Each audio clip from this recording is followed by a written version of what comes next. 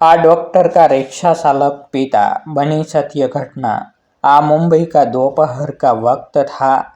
नवंबर की गर्मी हवा में झूल रही थी और सड़कें हमेशा की तरह अपने ही शोर में डूबी थी। हॉर्न की आवाजें, ट्रैफिक की लाइटें और लोगों की भागदौड़। आज जैसे इस शहर को रोकना आता ही नहीं। लेकिन उसी भीड़ में एक इंसान था जो आज रुकना चाहता था, कुछ पल के लिए, कुछ उम्मीद के लिए। उसका नाम था राम सिंह यादव। उम्र लगभग 55 के पार। पेशे से रिक्शा चालक। चेहरे पर पसीने की बूंदे, माथे पर झुर्रियां, मगर आंखों में आज किसी बच्चे जैसी चमक थी। क्योंकि आज वह अपने बेटे आर्यन यादव से मिलने आया था। वो आर्यन, आज जैसे उसने मुंबई की झोपड़पट्टी की गलियों से उठाकर मेडिकल कॉलेज तक पहुंचाया था। वो आर्यन, आज जिसके पहले स्कूल बैग के लिए उसने अपनी बीवी की चूड़ियां गिरवी रखी थी। वो आर्यन, आज जिसकी हर फीस भरने के लिए राम सिंह ने अपनी नींद बेच दी थी। और आज वही बेटा मुंबई के सबसे बड़े private hospital Metro Health Care में डॉक्टर बन चुका था। Doctor Aryan Yadav, cardiologist. नाम अब अस्पताल की दीवार पर सुनहरी अक्षरों में लिखा था। राम सिंह रिक्शा हॉस्पिटल के गेट के पास ही खड़ा कर देता है। कपड़े पसीने से भीगे हैं। हाथ में एक पुराना थैला है, आज इसमें 2 केले, एक मिठाई का डिब्बा और एक पुराना रुमाल है।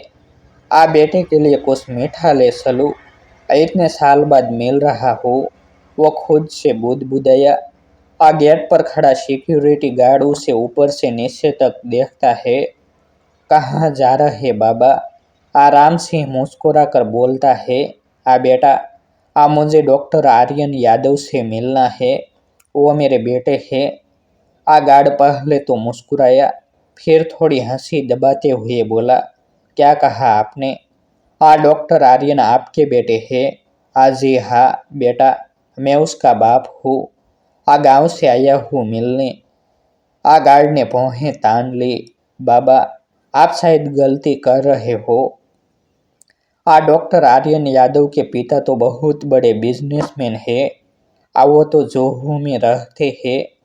आप शायद किसी और से मिलने आए हो। राम सिंह का चेहरा फिर भी शांत था।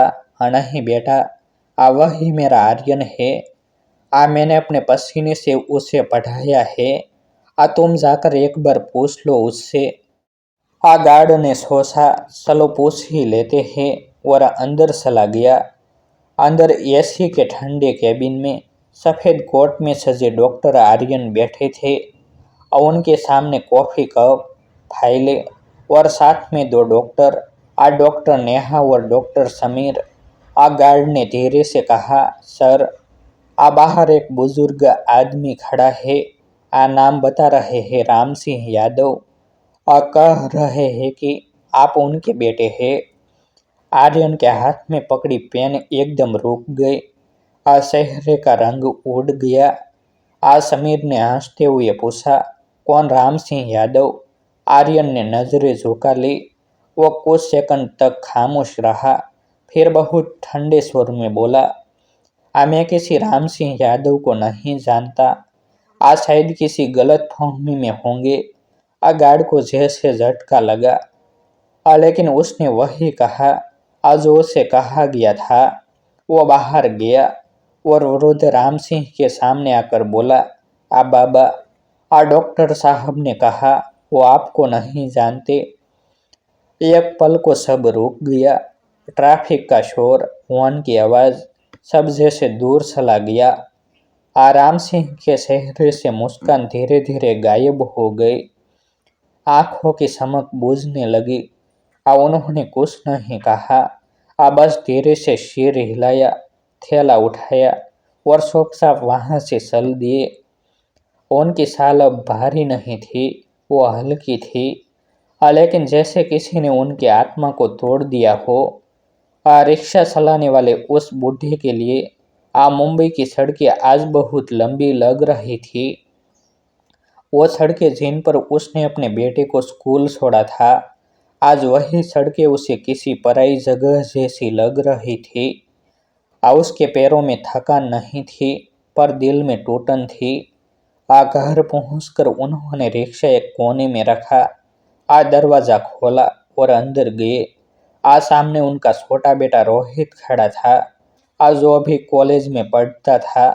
बाबा, इतनी जल्दी लौट आए और आप इतने उदास क्यों लग रहे हैं? राम सिंह ने कुछ नहीं कहा, बस दीवार की ओर देखते रहे। जब रोहित ने जिद की, बाबा बताइए ने क्या हुआ? तब उनके अंदर जमा हुआ दर्द फूट पड़ा। बेटा, मैं तेरे बड़े भाई से मिलने गया था। वो अब बड़ा डॉक्टर बन गया है, पर उसने मुझे पहचानने से ही इनकार कर दिया। इतना कहते ही उनकी आवाज कांप गई। रोहित का चेहरा गुस्से से लाल हो गया। क्या भैया ने आपको पहचानने से मना कर दिया? ये कैसे हो सकता है बाबा? राम सिंह ने थका हुआ मुस्कुरा कर कहा, शायद उसे अब हमसे शर्म आती है बेटा। हम तो वही गरीब रिक्शे वाले हैं ना, और वो अब बड़ा आदमी बन गया है। रोहित के अंदर आग जल उठी। नहीं बाबा, मैं चलूंगा आपके साथ। मैं जाकर पूछूंगा उससे। लेकिन राम सिंह ने उसका हाथ थाम लिया। नहीं बेटा, अब जाने का कोई मतलब नहीं। जिसे अपने अपनों की कदर नहीं होती, उसे समझाने से कुछ नहीं मिलता। मैंने अपनी तरफ से कोई कमी नहीं छोड़ी थी। घर में उस रात सन्नाटा पसरा रहा। राम सिंह ने खाना नहीं खाया। बस चुपचाप छत की ओर देखते रहे। दूसरी ओर उसी समय डॉक्टर आर्यन अपने कमरे में अकेला बैठा था। चारों ओर एसी की ठंडक थी। पर दिल के अंदर कुछ जल रहा था। वो बार बार अपने बचपन को याद कर रहा था। वो दिन जब बाबूजी बारिश में भी उसे स्कूल छोड़ने जाते थे। जब उसके पास जूते नहीं थे, तो बाबूजी नंगे पांव चलकर उसके लिए जूते खरीद लाए थे। वो यादें जैसे किसी ब्लेड से उसके दिल को काट रही थी। पर उसने खुद से कहा, नहीं, यह सब सोचने का वक्त नहीं है। मुझे अपनी इमेज बनाए रखनी है। लेकिन किस्मत की अपनी पटकथा होती है। 3 दिन बाद उसी हॉस्पिटल में एक गरीब आदमी दौड़ता हुआ अंदर आया। वो बोला, डॉक्टर साहब, मेरे बेटे को बचा लीजिए। मेरे पास पैसे हैं। बस उसे बचा लीजिए। उस आदमी के कपड़े धूल से सने थे। माथे पर पसीना था और आवाज में डर। आर्यन ने केस संभाला, लेकिन जैसे ही उसने उस गरीब बाप को देखा, उसके दिल में जैसे कुछ टूट गया। वो चेहरा, वो आवाज, वो विनती, सब कुछ उसके बाबूजी जैसा लग रहा था। वो मरीज का इलाज करता रहा, पर मन अतीत में डूब गया।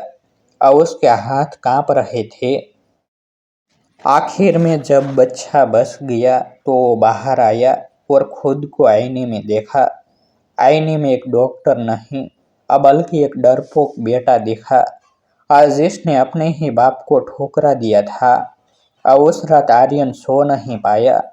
वो बार बार अपने मोबाइल की स्क्रीन पर बाबूजी नाम का नंबर देखता रहा, पर कॉल नहीं कर पाया। अब कॉल कर भी लूँ तो क्या कहूँगा, माफ़ कर दीजिए। उसका गला रौंद गया। अगली सुबह वो बिना कुछ सोचे अपनी कार में बैठा और निकल पड़ा। वो वही रास्ता था जो कभी उसके बचपन की हंसी से गूंजता था। अब उसी रास्ते पर उसके गुनाहों की गूंज थी। घर का दरवाजा वही पुराना था। दीवारें टूटी थी। लेकिन वहाँ अब भी एक उम्मीद थी। राम सिंह यादव अपने पुराने कुर्सी पर बैठे थे, आंखों में थकावट, पर भीतर अब भी पिता का प्यार। दरवाजे पर दस्तक हुई। रोहित ने दरवाजा खोला। सामने आर्यन था, सूट कार पर चेहरा झुका हुआ। भैया, अब बस इतना कहा और रोहित ने नजर फेर ली। आर्यन बिना कुछ बोले अंदर गया। राम सिंह को देखा और अचानक घुटनों पर गिर पड़ा। बाबूजी, मुझे माफ कर दो। आवाज कांप रही थी, आंखों से आंसू झर रहे थे। राम सिंह कुछ पल तक चुप रहे, फिर बोले, बेटा, मैं नाराज नहीं हूँ। बस उस दिन बहुत चुप हो गया था। मैं तो तुझे देखने आया था। सोचा था तू खुश होगा। आर्यन फूट फूट कर रोने लगा। मैं झूठी शान के पीछे भागता रहा बाबूजी। डरता रहा कि लोग क्या कहेंगे अगर उन्हें पता चला कि मेरा बाप रिक्शा चलाता है। पर आज समझ गया हूँ, असली इज्जत वही है जो बाप अपने पसीने से देता है। राम सिंह ने उसे सीने से लगा लिया और वही घर के बाहर उगता सूरज जैसे पिता के आंसुओं में भीगकर नई सुबह दे रहा था। आज सुबह की हल्की धूप राम सिंह के छोटे से घर में झांक रही थी। रात भर के आंसुओं ने जैसे एक नई सुबह को जन्म दिया था। आर्यन अब अपने पिता के पैरों में सिर रखे बैठा था। वो डॉक्टर नहीं, बस एक बेटा था आज जो अपनी गलती का बोझ उतारना चाहता था। राम सिंह ने उसके सिर पर हाथ फेरा। बेटा, ये रोने का नहीं, सुधरने का वक्त है। तूने बड़ी मेहनत से यह मुकाम पाया है, बस याद रख, ऊंचाई पर पहुंचकर जड़े मत भूलना। आर्यन ने सिर उठाया और बोला, बाबूजी, अब कोई मुझे मेरे पिता पर सवाल नहीं उठाएगा। अब दुनिया आपको देखकर मुझ पर गर्व करेगी। वो उसी पल तय कर चुका था। अब अपनी गलती सिर्फ पछतावा नहीं, सुधारना है। मेट्रो हेल्थ केयर के बड़े हॉल में आज एक खास कार्यक्रम था। डॉक्टर एस्यूमेंट सेरेमनी, जहाँ मुंबई के बड़े बड़े डॉक्टर, मीडिया और मंत्रीगण आने वाले थे। आर्यन को young achiever of the year award मिलने वाला था। आज सामने सैकड़ों कैमरे, पत्रकार और साथी डॉक्टर बैठे थे। आज स्टेज पर आते ही तालियां गूंज उठी।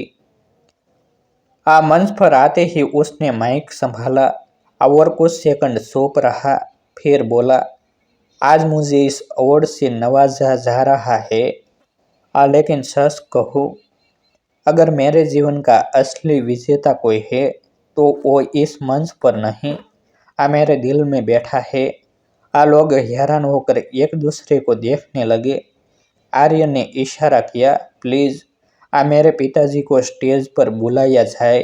भीड़ पीछे मुड़ी।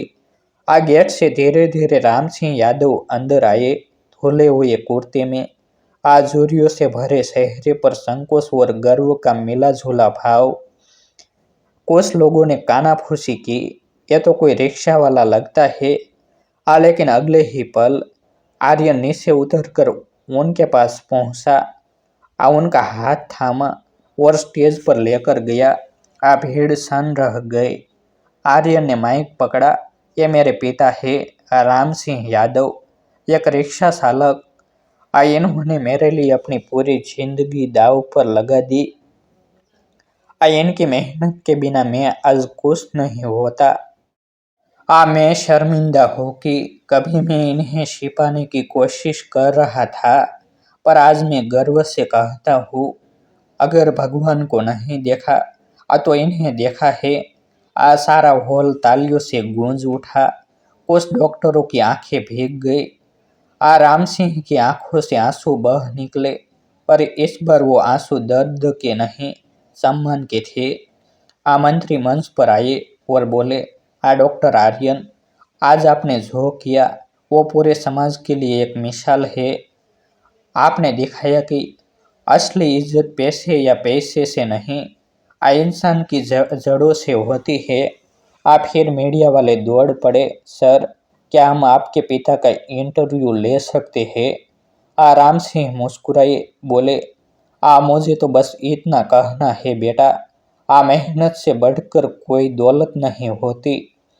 आर्यन ने फैसला किया, हर महीने हॉस्पिटल के खर्च का एक इच्छा गरीब मरीजों के लिए रखेगा, ताकि किसी और पिता को अपने बेटे की फीस भरने के लिए संघर्ष न करना पड़े। उसने हॉस्पिटल के बाहर एक बोर्ड लगवाया, राम सिंह चैरिटी फंड, हर मेहनतकश बाप के नाम। लोग आते जाते उस बोर्ड को देखते और मुस्कुराते। आर्यन ने अपने घर के बाहर अब एक नया नाम पट्टा लगवाया, डॉक्टर आर्यन यादव, पिता श्री राम सिंह यादव, रिक्शा चालक। कई लोग बोले, डॉक्टर साहब, ये क्या जरूरत थी? आर्यन बस मुस्कुरा कर कहता, यह जरूरत नहीं, पहचान है। अगर मैं अपने पिता का नाम गर्व से नहीं लिखूंगा तो मेरा नाम बेकार है। एक शाम आर्यन और राम सिंह दोनों मुंबई के मरीन ड्राइव पर बैठे थे। आज समुद्र की लहरें किनारे से टकरा रही थी, आज जैसे जीवन के संघर्षों की आवाज हो। राम सिंह ने कहा, बेटा, आज तो बहुत आगे बढ़ गया है, पर ये याद रखना, इंसान की ऊंचाई उसके दिल से मापी जाती है, कुर्सी से नहीं। आर्यन ने मुस्कुराते हुए कहा, हाँ बाबूजी, अब मुझे ये बात सच्ची लगती है। कभी डर लगता था कि लोग हंसेंगे, अब लगता है कि अगर लोग आपको जानेंगे तो मुझ पर गर्व करेंगे। दोनों चुपचाप समुद्र की लहरों को देखते रहे। सूरज धीरे धीरे डूब रहा था, लेकिन उस पिता की जिंदगी में आज पहली बार इज्जत का सूरज उगा था। अंतिम संदेश, कभी किसी पिता को उसके पैसे से मत आंकिए। हर रिक्शा वाला, मजदूर, किसान या सफाई कर्मी अपने परिवार के लिए वो लड़ाई लड़ता है, जो किसी बड़े आदमी में हिम्मत नहीं। क्योंकि बाप सिर्फ जन्म नहीं देता, वो अपनी जिंदगी देकर हमें पहचान देता है। ऐसे ही नए नए वीडियो देखने के लिए हमारे यूट्यूब चैनल सब्सक्राइब करें, वीडियो को लाइक करें और शेयर करें। फिर मिलते हैं एक नई स्टोरी के साथ। आभार।